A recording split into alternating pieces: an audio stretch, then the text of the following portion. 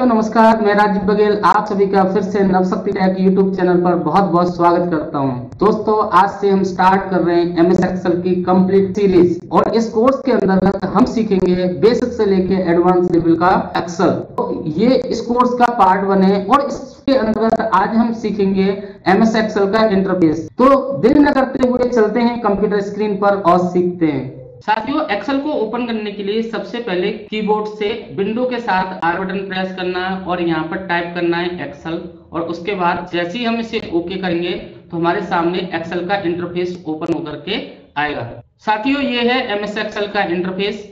इसमें आप देखेंगे सबसे जो ऊपर वाला हिस्सा है इसको बोलते हैं हम टाइटल बार। अभी इसका टाइटल बुक 1 दे रखा है।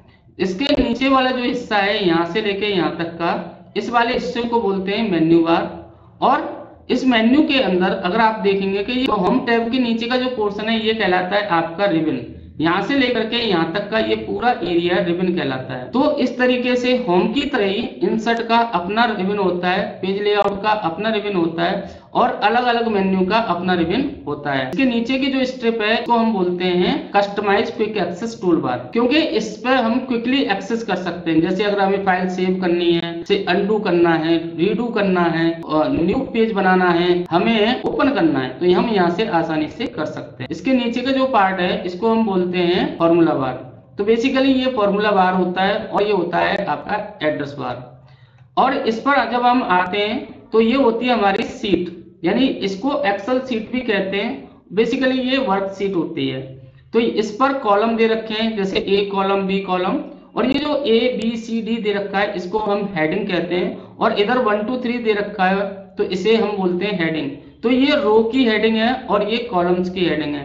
तो अगर आप जानना चाहते हैं कि एक्सेल सीट के अंदर कितनी रो होती हैं, अगर हम इसे 1 2 3 काउंट करेंगे तो हमें काफी टाइम लगेगा। तो इसके लिए कंट्रोल से डाउन एरो, तो कंट्रोल के साथ जब डाउन एरो प्रेस करेंगे तो आप लास्ट वाली रो पे पहुंचोगे। यानी कि लास्ट वाली रो है जो कि है 10,48,576, यानी कि इतनी रो होती हैं।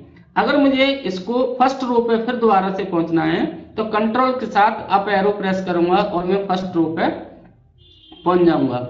इस समय मैं कॉलम ए में हूं, यानी कि पहले कॉलम में हूं। अगर मुझे लास्ट कॉलम पे जाना है तो कंट्रोल के साथ राइट एरो प्रेस करूंगा, लास्ट कॉलम पे पहुंचता हूं। ये लास्ट कॉलम की संख्या कितनी है तो इसके लिए हम एक्सेल का एक फॉर्मूला है कॉलम, उसको लगाते हैं और इसको प्रेस कर देते हैं। तो आप देखेंगे कि यहाँ पर 16,384 कॉलम्स हैं। तो इस तरीके से आपने देखा कि हमारे पास 10,48,576 रोज हैं और 16,384 कॉलम्स हैं। और इसके नीचे जो एक स्ट्रिप दे रखी है इसको हम बोलते हैं स्टेटस बार। तो अभी हम नॉर्मल व्यू में देख रहे हैं और यहाँ पर ये पेज लेआउट व्यू है। इसके अंदर आपका है zoom out, zoom in part है। अगर हम इसे जूम इन करना चाहते हैं तो इस तरीके से जूम कर सकते हैं और जूम आउट करना चाहते हैं तो इस तरीके से हम जूम आउट कर सकते हैं। ये होता है आपका स्क्रॉल बार, तो इसको हम वर्टिकल स्क्रॉल, और ये होता है हमारा हॉरिजॉन्टल स्क्रॉल। तो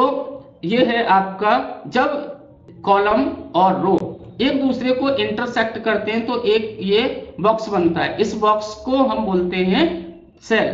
तो बेसिकली ये सेल होता है। तो एक्सेल सीट के अंदर अगर हम देखें कि सेल्स काफी हैं तो हर सेल को हम पहचानेंगे कैसे कि सेल कहां पर है। तो जैसे मैंने लास्ट टाइम आपको बताया था कि नेम बॉक्स है, ये आपको एड्रेस बताता है सेल का कि आप इस वाले सेल में। तो इस समय मैं J10 के सेल में हूं और इसके अंदर मैं कुछ भी टाइप करूंगा, जैसे मैंने लिखा नवशक्ति टैग।